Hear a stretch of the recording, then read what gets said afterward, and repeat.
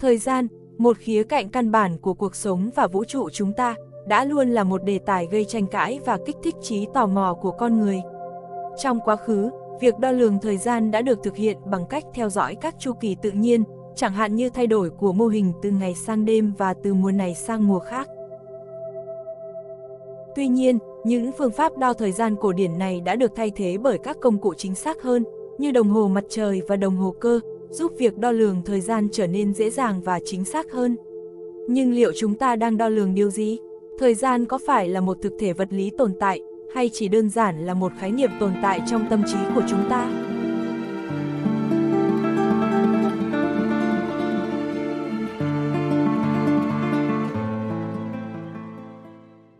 Câu trả lời ban đầu có vẻ rõ ràng, thời gian tồn tại.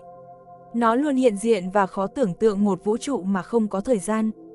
Tuy nhiên, hiểu biết của chúng ta về thời gian đã trở nên phức tạp hơn nhờ công lao của Albert Einstein. Lý thuyết tương đối của Einstein đã cho chúng ta biết rằng mọi người đều cảm nhận thời gian trôi, nhưng thời gian không diễn ra với cùng một tốc độ trong tất cả các tình huống, như khi di chuyển với tốc độ gần bằng tốc độ ánh sáng hoặc gần một lỗ đen. Einstein đã giải thích tính uốn cong của thời gian bằng cách kết hợp thời gian với không gian để tạo ra không thời gian. Một không gian có thể uốn cong nhưng vẫn hoạt động một cách nhất quán và có thể được dự đoán. Lý thuyết của Einstein cho thấy thời gian quấn quýt với cấu trúc của vũ trụ. Tuy nhiên, vẫn còn một câu hỏi lớn chưa được trả lời. Tại sao chúng ta có thể di chuyển tự do trong không gian theo bất kỳ hướng nào, trong khi thời gian chỉ diễn ra theo một hướng duy nhất? Dù có làm gì đi nữa, quá khứ luôn luôn kiên quyết ở lại phía sau chúng ta. Đây được gọi là mũi tên thời gian. Khi một giọt màu thực phẩm rơi vào ly nước, theo bản năng, ta biết màu sẽ từ giọt màu lan rộng khắp ly. Bạn có thể tưởng tượng điều ngược lại. Thế nhưng, thời gian không thể quay ngược. Ta sống trong một vũ trụ nơi màu thực phẩm lan ra trong nước, không phải nơi chúng tụ lại với nhau. Trong vật lý, định luật thứ hai của nhiệt động lực học đã mô tả hiện tượng này. Định luật này cho biết theo thời gian, hệ thống sẽ trở nên hỗn loạn hơn, hoặc tăng entropy. Các hệ thống trong vũ trụ chuyển từ trạng thái có trật tự sang trạng thái hỗn loạn, và các đặc tính này quyết định hướng của thời gian. Vậy nếu thời gian là một đặc tính cơ bản, nó sẽ phải có mặt trong các phương trình cơ bản của chúng ta để mô tả vũ trụ. Hiện tại, chúng ta có hai hệ thống phương trình điều khiển ngành vật lý. Thuyết tương đối rộng mô tả sự vận hành của những vật thể lớn, và vật lý lượng tử để giải thích cho những thứ vi mô.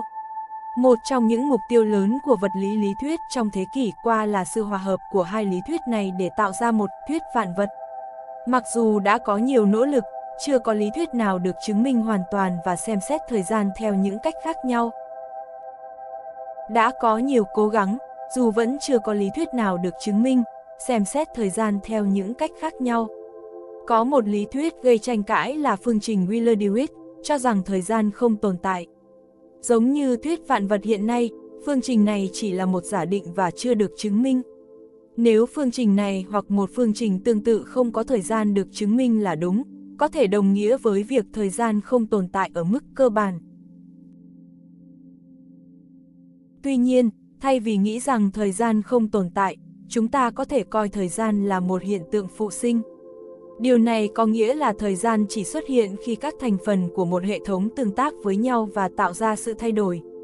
Thời gian không tồn tại ở mỗi phần riêng lẻ của hệ thống, nhưng nó xuất hiện khi các thành phần này kết hợp lại thành một thể hoàn chỉnh. Một ví dụ giải thích điều này là trong phim ảnh. Khi xem một bộ phim, chúng ta thấy một chuỗi các hình ảnh tĩnh được hiển thị liên tục. Tuy nhiên, không có thời gian nào tồn tại trong từng khung hình đơn lẻ. Thời gian chỉ xuất hiện khi các khung hình này được xếp chồng lên nhau và thay đổi liên tục. Đó là cách não bộ của chúng ta cảm nhận sự thay đổi theo thời gian từ chuỗi các hình ảnh tĩnh. Chuyển động là có thật, nhưng cũng là ảo ảnh. Có thể tính chất vật lý của thời gian cũng là một ảo ảnh. Mặc dù chúng ta vẫn chưa hiểu hoàn toàn tính chất vật lý của thời gian, các nhà khoa học đang tiếp tục nghiên cứu và tìm kiếm câu trả lời cho những câu hỏi này. Nếu bạn thích video này, hãy nhấn like, share và đăng ký để theo dõi những video mới nhất của kênh. Nếu bạn có bất kỳ câu hỏi hay ý kiến nào, hãy để lại bình luận bên dưới. Rất mong nhận được phản hồi của các bạn. Cảm ơn các bạn đã xem video này. Tạm biệt và hẹn gặp lại.